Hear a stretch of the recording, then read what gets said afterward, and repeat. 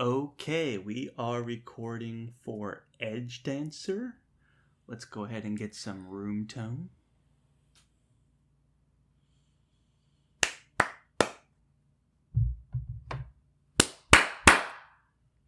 Okay, and we are alive in 3, 2.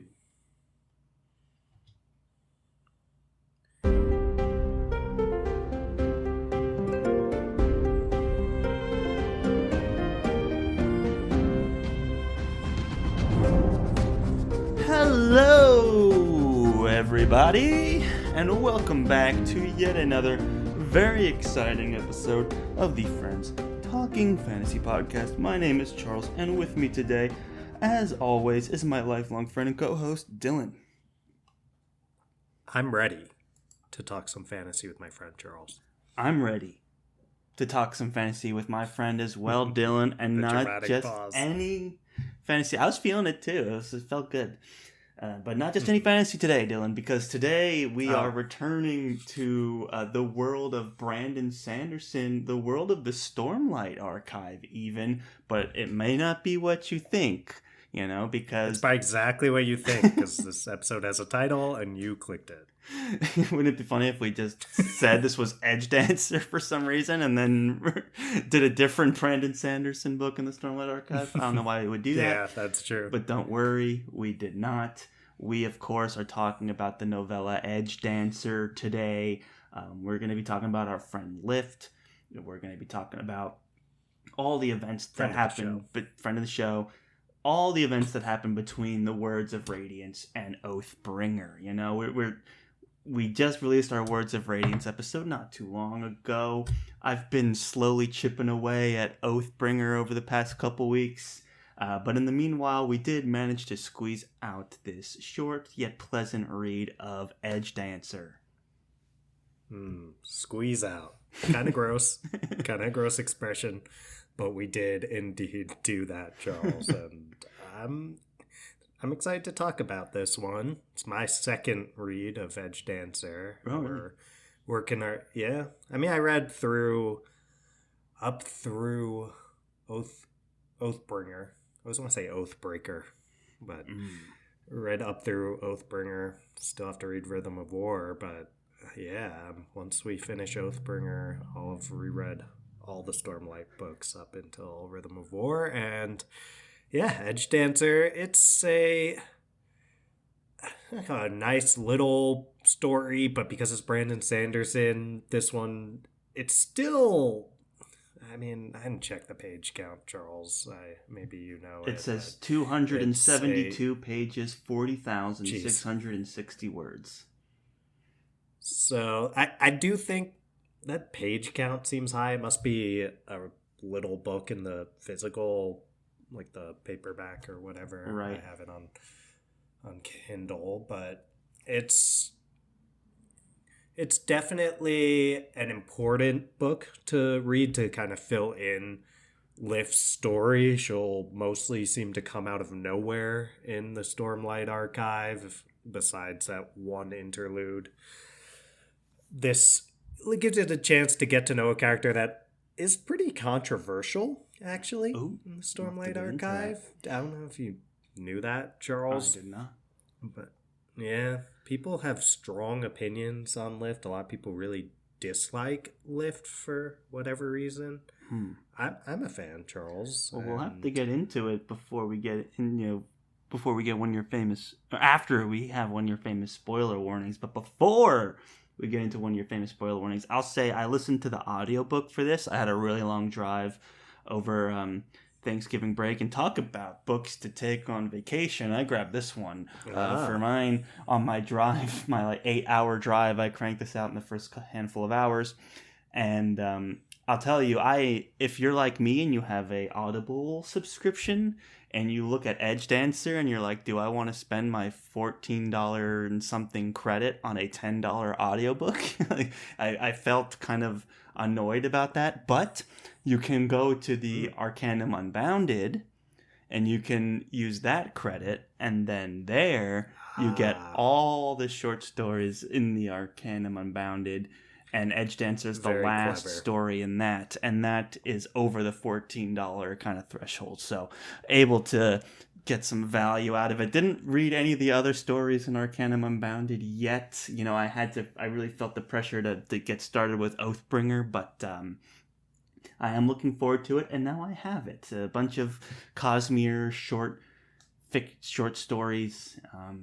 So looking forward to getting through those. But at least we have and Emperor's Soul is in there, which I have read and is awesome.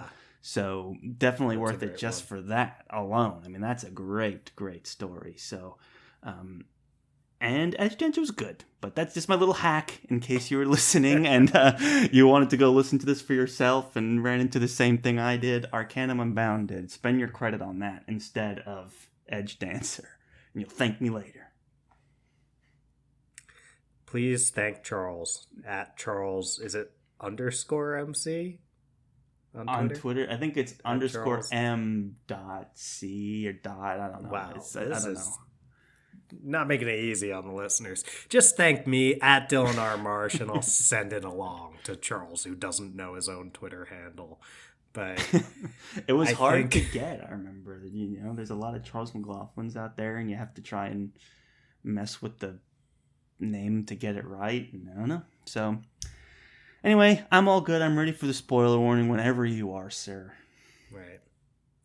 I do want to say, Charles, you referenced how this was a good vacation read. And I do want to send anyone who wants to know other good vacation reads over to the episode that, for some reason, has been our top What do you mean for some reason? month. That was a brilliant idea had by me.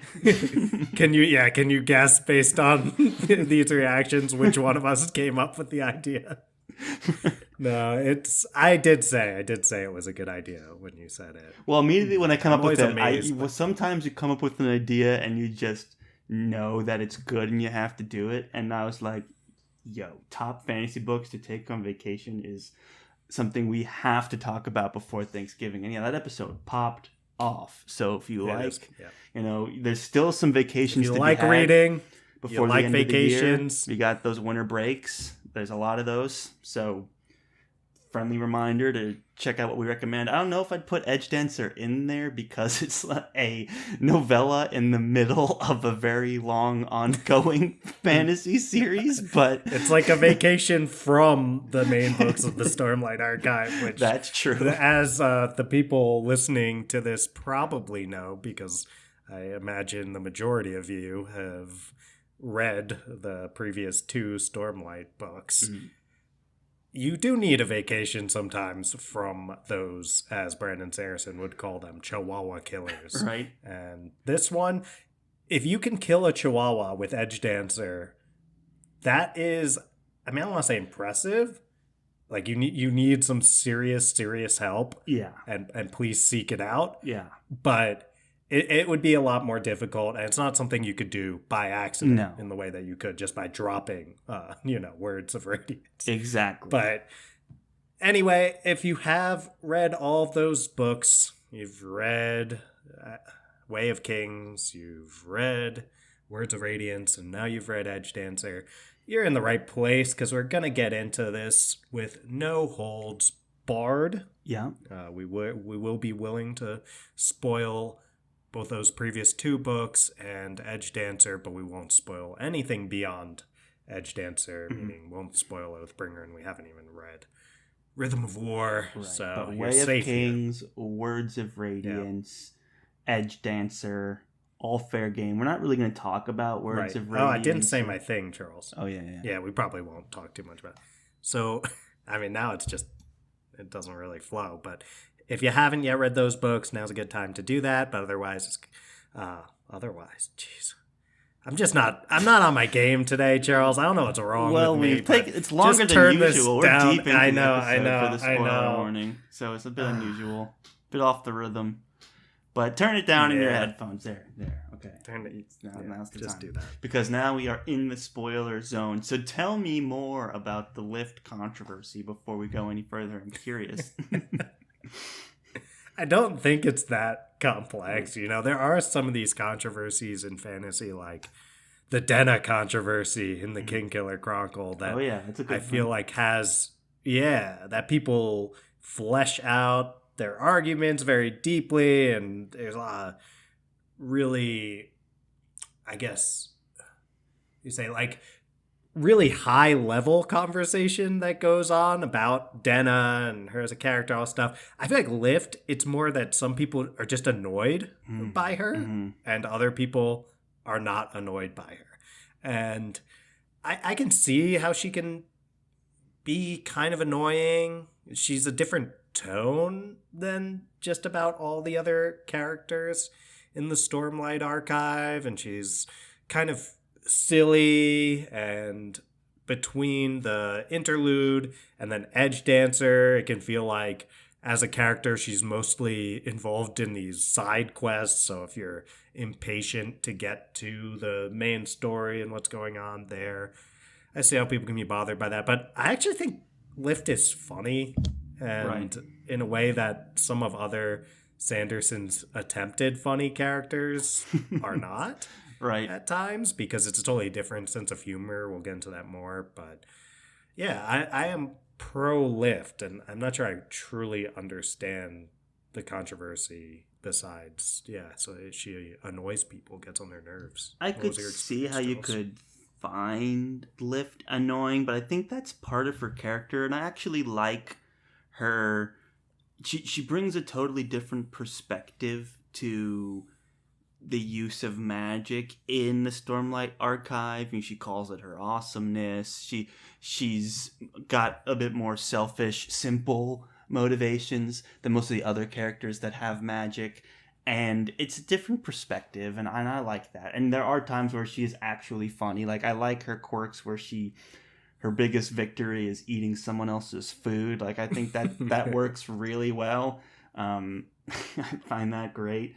And it's something that prevails kind of from the Words of Radiance into Edgedancer, which I really liked. She's got to try all 10 different kinds of pancake, right? So that was kind of a funny arc in this story. And I don't know, the fact that she's younger too, and it's one of those stories. I know Sanderson purposefully wrote her to be kind of this different voice, different character, different kind of character to stick out in your more traditional, like, you've got knights and kings and emperors and warriors. He wanted to have that different, unique voice in there, and I think the more he wrote Lift, the more he was having fun.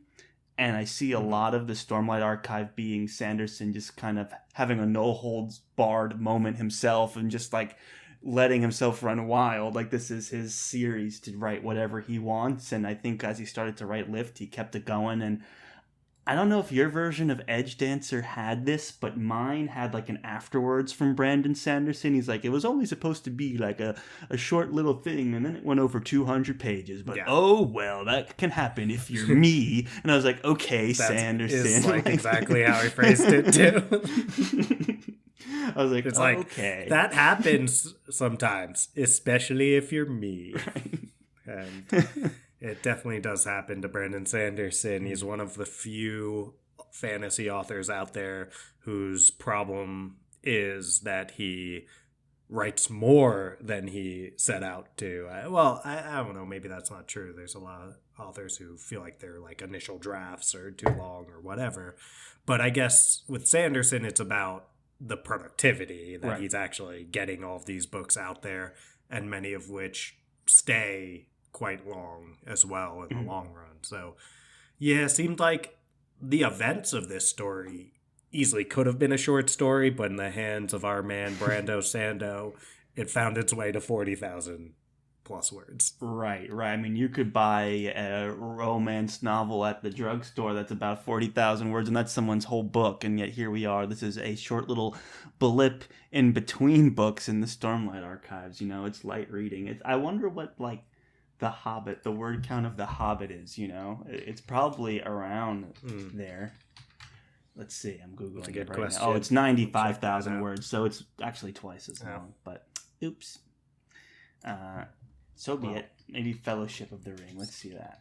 just out of curiosity. 187,000 words. Okay, I'm totally wrong. I mean, that's short. a long... Fellowship of the Ring that's a serious book. I mean, it's not. But when you compare it to these massive books that are coming out lately, it's short. But sure, it's not, it's not Rhythm of War, but it is, it's a substantial fantasy book. But either way, Charles, yes. This book got pretty long.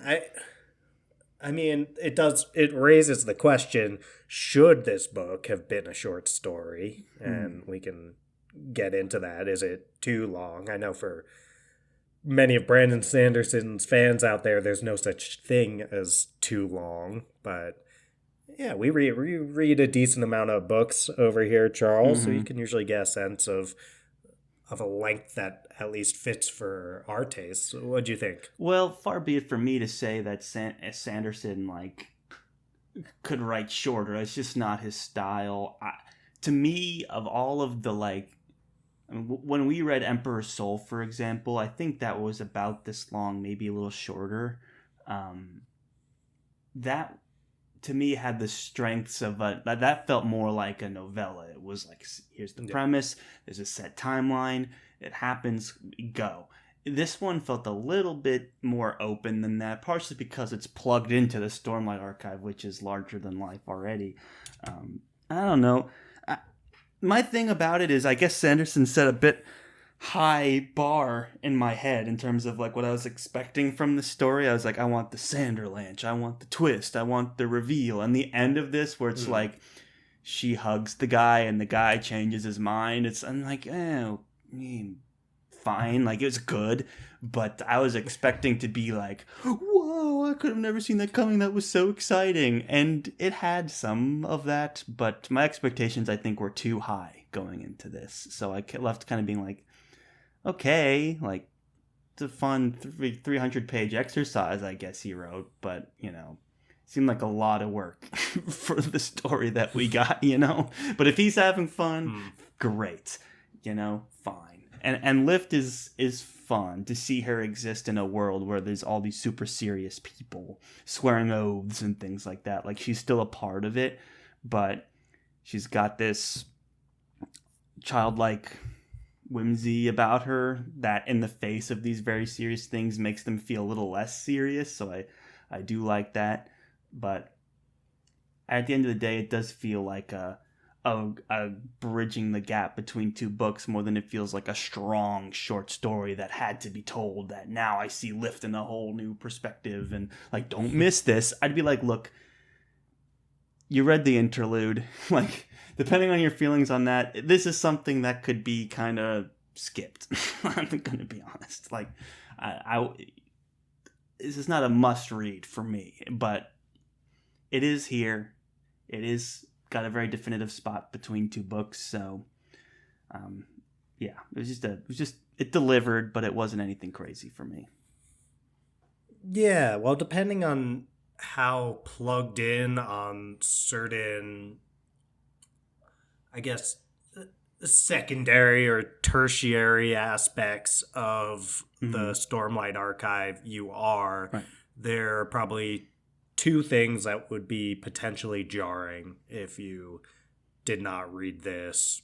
One is just Lift in general, coming out of nowhere, as, I guess, beefed up as she is, not physically, but in terms of her powers, she's pretty far along, and all the other characters she swears that are her that oath far in along. this book, in this story. So Yes, that's quite an event to happen off screen. And her second oath, I think, or right? Listen to those who have been ignored. The third ideal of the Edgedancers. third. Okay, so that's a lot for coming in and then being a much bigger character all of a sudden. So that could be jarring, depending. And the other one is Nail, the Herald, who we know has been going around killing off Radiance. And then, Charles, I know you don't like the climax of your epic fantasy to be a hug, but I mean, But I'm okay with the ending his- being a hug. I was just expecting the Sanderlanche, you know? Right.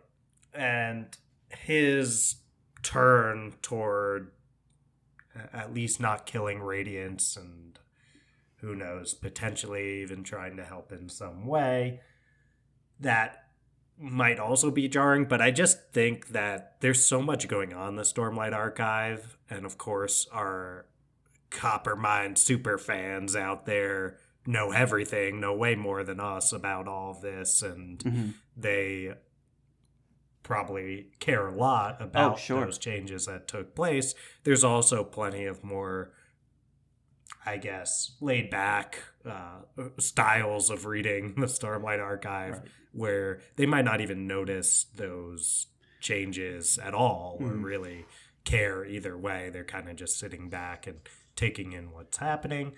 So I think you feel out the kind of, in terms of the question, is this a must read for fans of Stormlight Archive? And I actually got asked that question by a friend maybe 6 months ago or something. And I think I basically said you can get by without it, but it's pretty enjoyable in itself, and it can be worth reading. And there are a couple things that happen.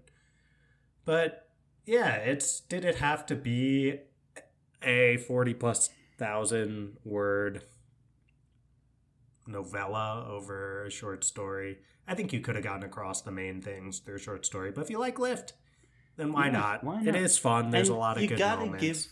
Like, Brandon Sanderson is one of those rare authors in the game. It's why he's one of the GOATs. It's because at the end of the day, when you become a fan of a fantasy series, especially an epic fantasy series, there's very few authors willing to kind of give you more context, give you more content, fill in gaps. Consider every character with as much seriousness as Sanderson has. He's willing to bridge the gap between two books with a novella to offer more of that insight. Not only to, one, write a character that he personally really likes, and for me, I always like to see authors kind of indulge themselves a little bit in the things that they like, but two, that for those fans you're describing, Dylan, that are fans of either certain characters or are tracking the more, like, intricate details of this world, they get that payoff. Nothing is left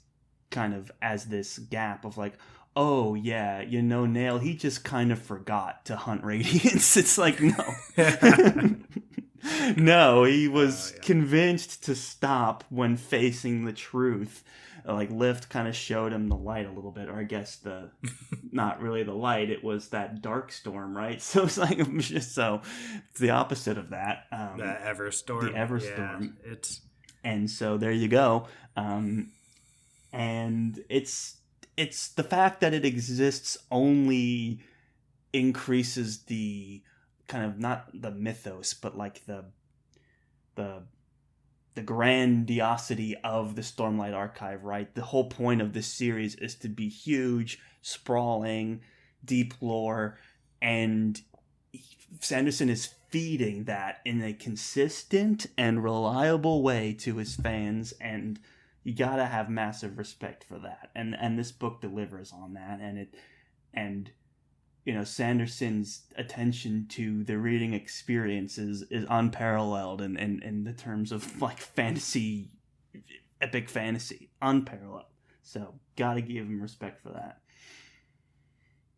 Gotta put respect on the name Sanderson, as always. I do appreciate the shade thrown at Benioff and Weiss over there, Charles. Nail just kind of forgot. Could you imagine if he was like, so do I write this novella? Nah, we'll just say Nail kind of forgot.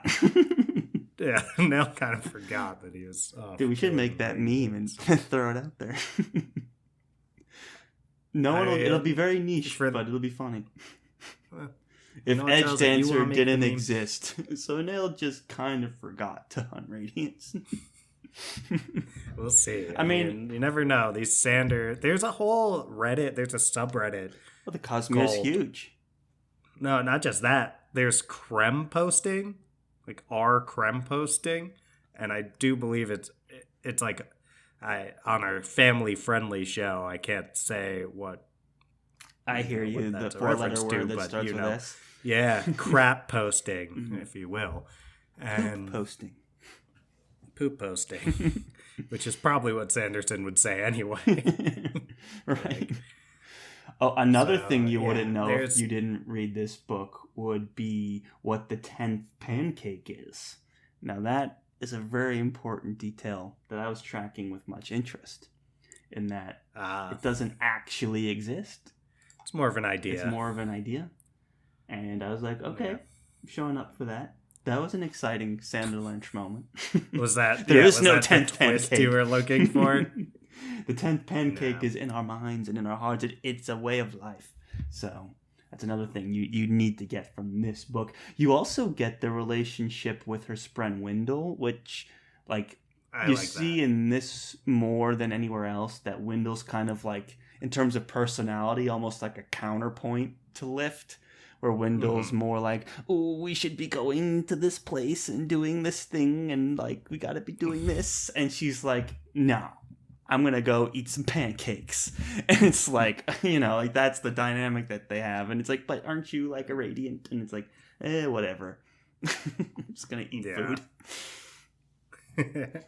I do like that. I like their relationship. Wendell is playing what they call in the storytelling biz a foil to Lift, and it's just, I don't know, cute how Lift reacts to Wendell. I love how she calls him a Voidbringer. I think that's actually really funny. Right. Like, I'm not a Voidbringer. I was a gardener. He was a gardener, right?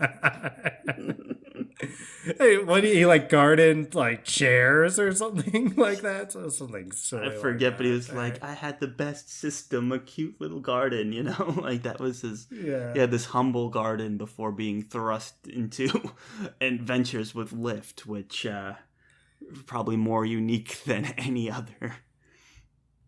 Yes, he collected souls of chairs and grew them into crystals, apparently. Nice. And I love how he's so reluctantly attached to Lift, and he talks about the other options that they were considering. He was like, oh yeah, there was this really nice man, like a cobbler. Which was a call out from Words of Radiance, that's right. Right, yeah, and...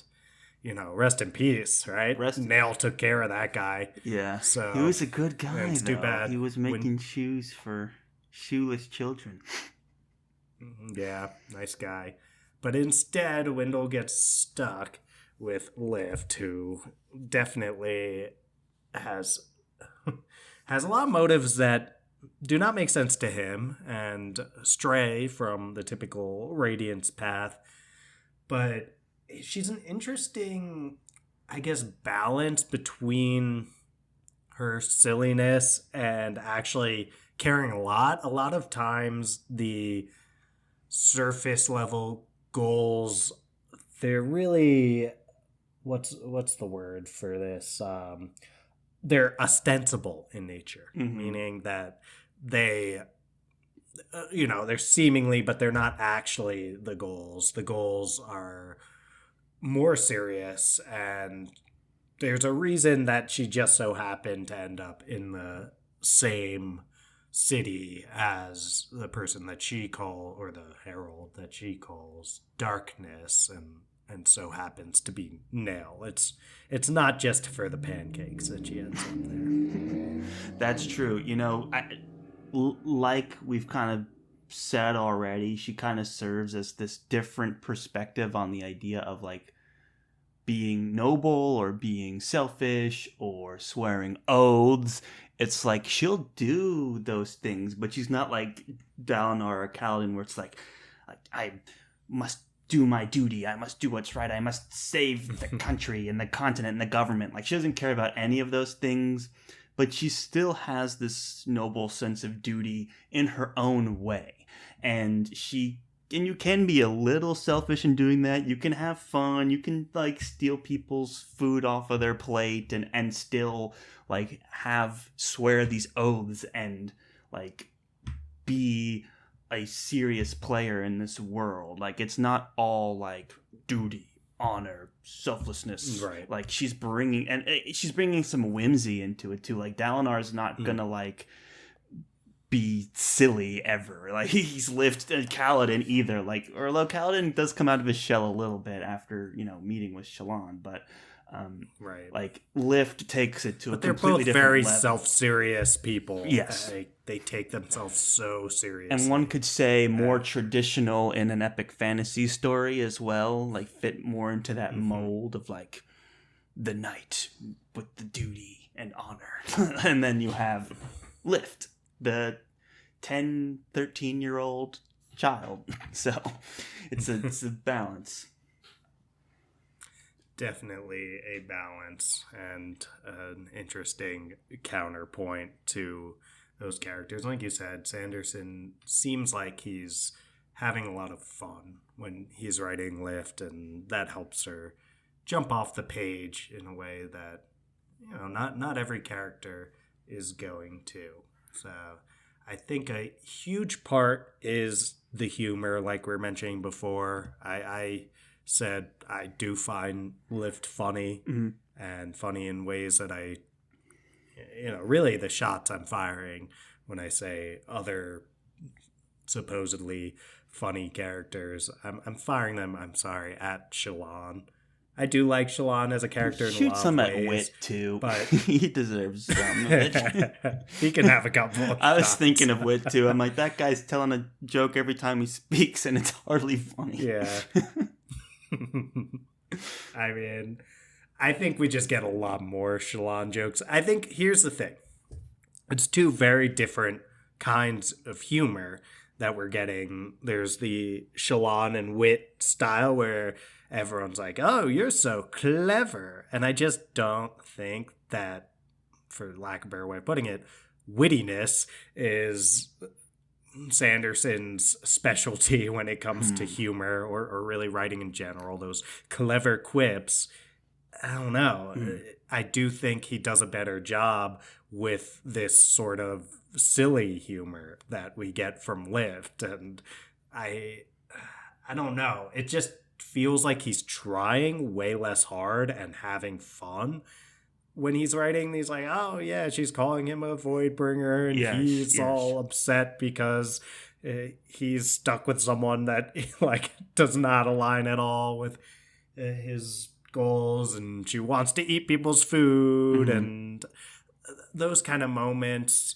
I think in some weird way her character just clicks for those kind of things too. It's like, in some ways she's almost more fleshed out than a character like Wit, almost, right? I know that's crazy to say when the page count and like Wit is obviously more complex when you take into account the larger Stormlight Archive, or not the larger Cosmere and his role in it. But if we're just taking the Stormlight Archive itself. But to say, I make that extreme to say that Lift, her character is bound, one, she's much younger, so her perspective on things that are considered serious, you know, like, oh, kids say the darndest things because they have that kind of unique youthful perspective to things. Like, she brings that to the table.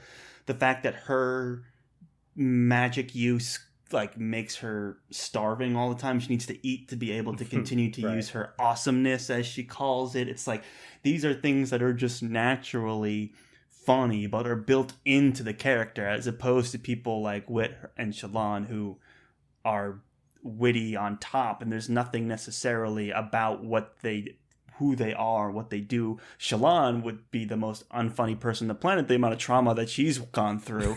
And like, so the fact that it's her education and her total 180 against like anything but thinking about what happened to me, that makes her like that, which is good. But I think Lift, it's even more built into just the way her character is set up, that makes it kind of spring to life a little bit more like naturally, and makes even the situation she's in funny more than anything that she says or tries to say, you know.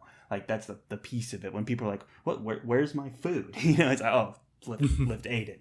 That's like that kind of thing. It's like, "Why are you going here?" Well, because I heard they had good pancakes. I want to try all 10. It's like something like the motivations are there too. So all in all, I think that's kind of what helps, and I think that's what Sanderson realized early on with Lift was like, I created like a character that there's really a lot more to work with than I initially intended, and you just kind of just, for lack of to play with words, feed that character and support her and watch her kind of grow. Or is she not growing? That's another thing that they kind of teased.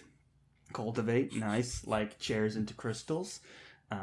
Yes. But another thing that they kind of, as we learn more about Lift, we learn that her age is kind of called into question. It's like she argues that she's still 10, but if you were to kind of do the math, she would be 13.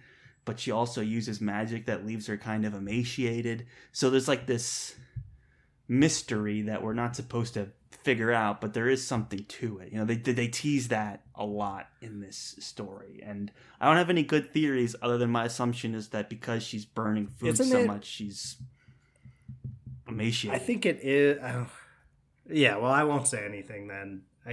It's not revealed in here then. So, I guess I'll just say I know, but I don't remember. Yeah, I know because I think even in the postscript, it's like if it's Lift still revealed thinks she's 10 years old, even though she has lived for 13 years. This is more than just a joke, but that's all it says. So I think anything else might be coming from future books. But you're told in this one to like have your radar up and to be thinking about what is happening and to be suspicious. And I honestly don't know. I don't think, unless my reading retention dropped off as we go into Oathbringer, which is certainly possible. But I try to listen very carefully for the sake of the show. Yes, there's a lot to follow in all these books for sure. Mm-hmm. I'll also say I like there's also a physical comedy to Lift. Mm-hmm. She fits well with this, like she's just slippery, so people can't get a hold on her. So she's just like this silly person, silly little girl, just like flying all over the place, and people are trying to grab onto her, and she just slips away. And no one expects it from her either. They think she's like a dirty, orphan child, and then meanwhile she knows the Emperor, and she can like lose all friction in her body, and she's strong. Like all these things. Yeah, and I liked what you were saying earlier about Shallan. It's like we have to jump through all of these hoops and go through this dog and pony show to get to a place where and this is why Shallan makes all these jokes, and it's all about her trauma and how she's trying to overcome it, and a part of that is what makes a character interesting is all that depth, but sometimes it feels contrived or forced when she's trying so hard to be clever. Maybe that's part of the point, is it would be contrived and forced if you're Shallan. But I do get the sense that we're supposed to laugh when Shallan is making her clever quips, because all the other characters are telling us when she's asking, how do you poop? We're supposed to be like, now that's funny. That is humor.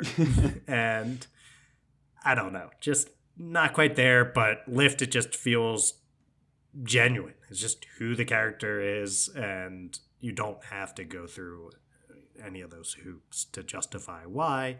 It all makes sense and just fits. So I do like that, and for an author who, Sanderson, obviously one of my favorite authors, but for me, and I think you too, Charles, maybe his biggest weakness as a writer is humor.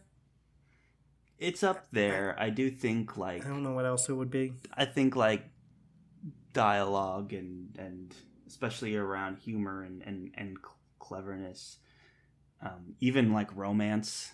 I feel like all of romance that is not a strength either. Is the strength is in telling the action, plotting the story, keeping it fulfilling to the reader, coming up with these imaginative worlds and magic systems, and even characters are very imaginative and cool also, But when you get down to like, okay, now they're in the room and talking to each other, what do they say? That's the tough part, I think, sometimes with the Stormlight Archive in particular. It's these characters are talking to each other a lot, and when they're like trying to like having this will they won't they romance in a cave, you're like, kind of. Or when they're going on a date, it's like, let's talk about poop. It's like, okay, like like we're trying, we're doing it. It's just like, if you have to find something to nitpick at best-selling fantasy author Brandon Sanderson, that's where we go, and we say that pretty much every time we talk about him. But I would agree with you on that one. Yeah. So for a book to be primarily not those things that you described as Sanderson's strengths, this book is much better than you might have projected. Oh yeah. And right, because it's not, there's some world building or whatever going on here. Obviously, we're getting to see a different part of the world, and there's obviously some magic system related stuff going on. But this is kind of a story about just a girl who's funny, trying to get pancakes, and also running into it's true. This book does excel at a lot of what we consider Sanderson's weaknesses. I say that with air quotes because he's an amazing author. So it's like where normally he trips up, in this he largely excels. And I think that's because someone like Sanderson has writing down to a science, and he has very often shared. And I watched one of his recordings when he was teaching at BYU, and he's like, oh, you have your characters have opposites. So you have like Shallan, who's a scholar but also naive, and you have Dalinar, who's super noble and authoritarian but also has a super violent past. He's like, have those dualities, and they can almost be kind of calculated sometimes. And I think he almost like fell into this thing with Lift of like, here's someone that came alive a little bit, like here's someone that is kind of writing themselves in a certain way, and I can take this further than I initially thought, and wow, this is actually kind of fun, and wow, we can like have these moments, and we can kind of cut loose a little bit, and like do something not typical of an epic fantasy series with knights and kings and stuff. It's like we can do something different, and I think there was some almost like creative like liberation happening here, this poetic license taking off in this short story, that as someone reading through the Stormlight Archive, this was like a rare kind of like, you can tell an author's doing something and enjoying it, and that is a pleasure to read in itself. So that was kind of that's if anything, that's like the unique historical significance to me of Edgedancer. Like, oh, here's Brandon Sanderson having an unusual amount of fun with an unusually fun character for this short period of time. I mean, all the characters are fun and stuff, but you know what I mean when I'm like, this is an interesting little blip that never intended to happen and just came through the inspiration of the moment of writing this character, and that's kind of fun. For sure. The duality here comes more from how she's a misfit in her role. Right. That this idea of what a Radiant is supposed to be is this honorable person taking all these oaths and who's so duty-bound. And it's more that she doesn't really fit into that, where you have people like Dalinar, and say what you want about was past might have been like, or Kaladin, but the role of Radiant fits those two like a glove. Yes, in the very traditional sense. Yes.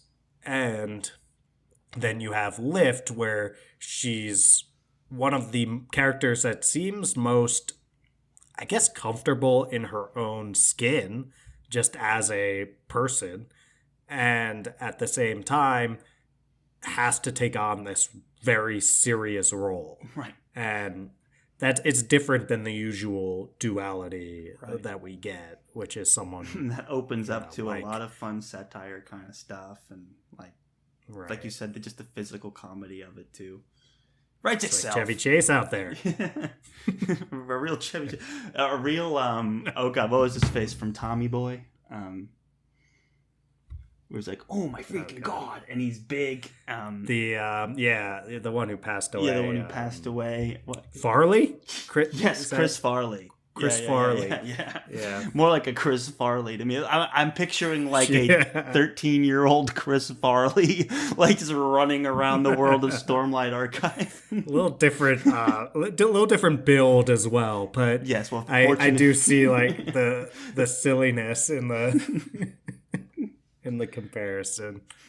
Yeah, and like we said, so different from what we're used to with Sanderson, and with Sanderson's female characters, I feel like, who a lot of them, we've read enough Sanderson books at this point to be very used to this Shallan type character as the younger female characters. Obviously Lift is even younger than that. Like Sanderson's written a lot of these teenage characters, and Lift, is she a teenager? Is she not? That's maybe up for debate. Right.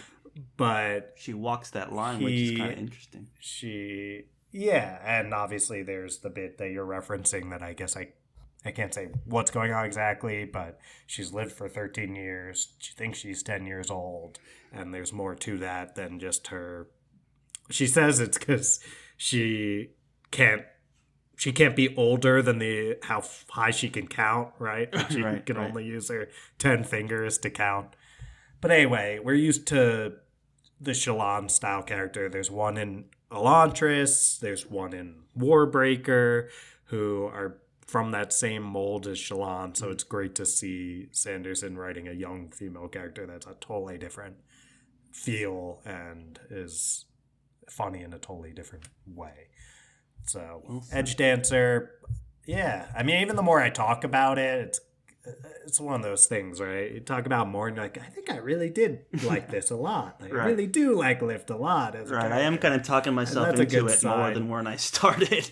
I'm definitely feeling better about it. But I think that just speaks to Sanderson's talent. I mean, the story itself is interesting. Like, we haven't talked about Stump at all, who's this cranky old orphanage runner, and she's like, all these mentally ill children are tricking me. Which is a weird take to have. Yeah. It's like, I mean, that was a fun twist. Yeah. I didn't see that one coming. But she also, like, because she's around kids so much, she's almost like the perfect person to kind of thwart Lift. You know, you have all of these evil, super powerful people, and Stump, before we know that she has these powers, right? She's like, I just know you're a tricky kid that wants food, and I know how to thwart that because I know how to deal with 10-year-olds. And this more of like this daycare leader, orphanage leader person is thwarting her, you know, as her nemesis for a while. It's kind of fun, and they're trying to negotiate on like how much food she can have and how long she can stay and where she can stay and this and that. It's fun. And then her reveal that she's actually healing these kids, and that's why she feels like she's being scammed, but she's really not, right? She's and the Stormlight is leaving all the coins. Right. I think that, there's almost these, like, I don't know if that, I wouldn't call that one an Easter egg, but there's an Easter egg with, there's like the guy who is asking her all those philosophical questions, and the one that she thinks is the Radiant that they're going after, and then she finds him, and he's like this monstrous creature. Kremling? The body he made was made of Kremling. Guy who's one of the one of the sleepless is what they're called, and that's shrouded in mystery, and it's a really weird kind of creepy moment that I didn't expect from this book. It totally is a different tone, and it doesn't really end up being consequential in any way yet. The character just kind of pops up and exits. Yeah, you thought it's gonna be basically the way the book ends, and pretty similar to how it does end up ending, where she goes back and she saves the person who's going to be a Radiant, and you just think it is this older man, but totally goes the other way, and it's an interesting moment. The guy's basically like, oh yeah, I'm just like really intrigued by you, Lift. And we don't know what that's about, but it is part of the imaginative world building that you described as well. Sanderson's strength, and it does build into the mystery around this world and the Cosmere in general. So we'll have to see what becomes of that. We'll have to see. Oathbringer's right around the corner. I will say, though, we are at episode 199 with Edgedancer. I feel like it's kind of this kind of calm before the next big thing for us, too, because, episode 200 is going to be something. But an appropriate subject for an appropriate episode number. And I'm looking forward to seeing where this goes. I think what we ended up with this story was, we tied up a few loose ends to carry us into Oathbringer, and we got to have a little fun with Lift along the way. And, kudos to Sanderson for using a novella to do that. And so it's more than any fan could have asked for, and we're all happier for it, and that's why he's the GOAT. Is he the GOAT, Charles? You declaring him the GOAT? He's in the past. He's on the Mount Rushmore. Past he's 5 years, maybe, but all time he's up. I think you might go Tolkien if you were asked.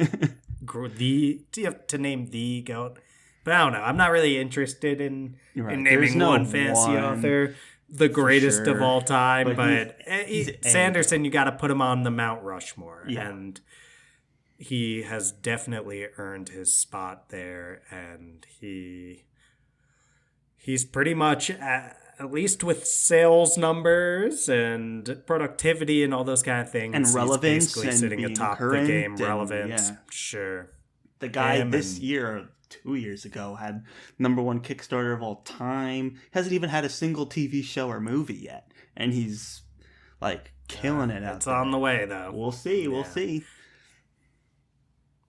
Yeah, that Mistborn movie has to come eventually because something's got to come. It just is so deserving. I know, it's weird. You see these adaptations of things that are way less popular and, in my opinion, lend themselves way less well, for lack of a better way of phrasing that, not as well, to the screen than do I feel like Sanderson's books led them, like House of the Dragon. Like, I so get well it, like it's more Game of Thrones, but that story, like, come on, no one was reading that really, and it turned out to be a fantastic show and everything, and rightfully so, no surprise there. But Brandon Sanderson, the #1 in the game today, like, constantly putting out material. And I mean, you see all these. You see Shadow and Bone, you see... And these are all very popular things, right? But Shadow and Bone, you do see The Witcher, you do see...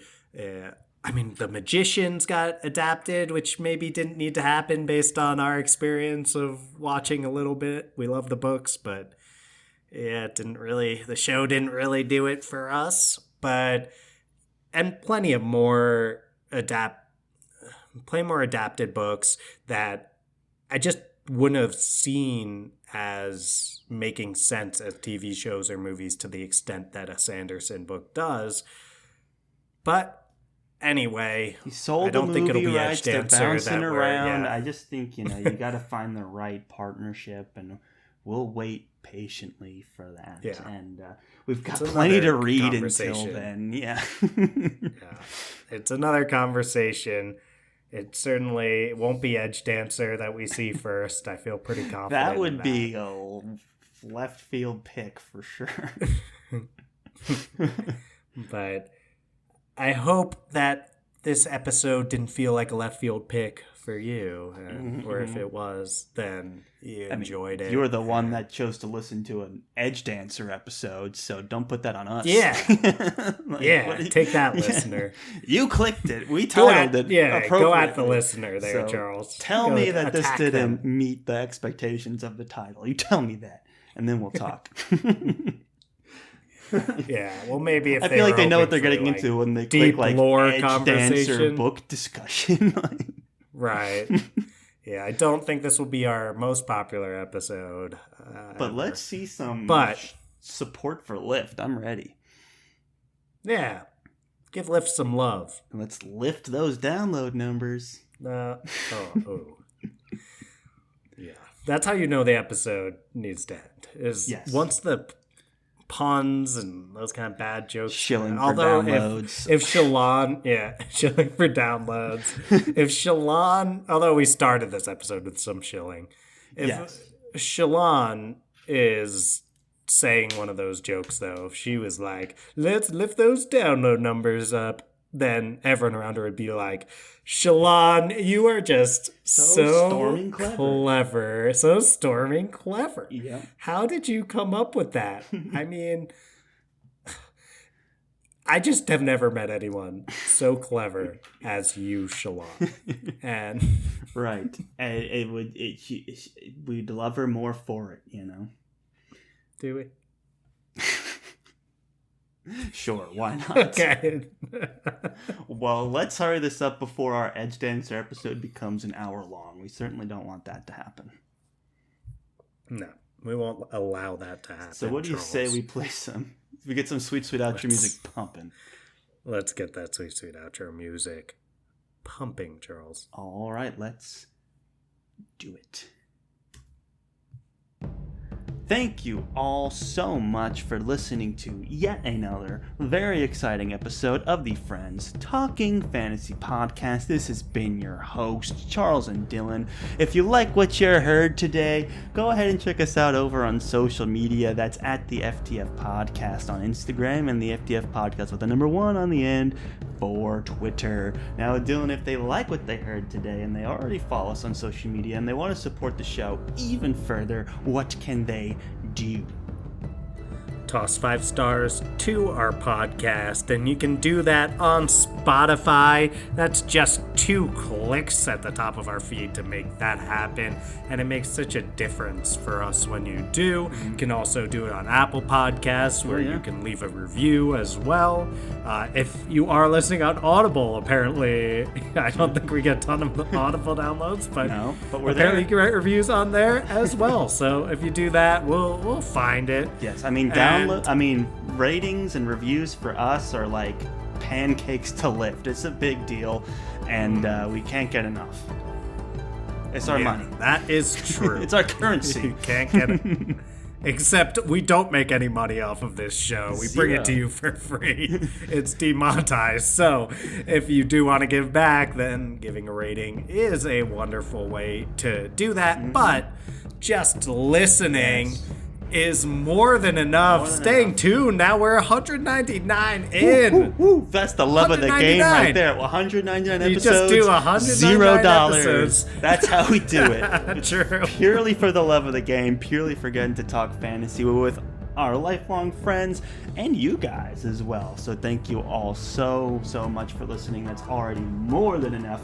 And as always, guys, go forth and conquer, friends.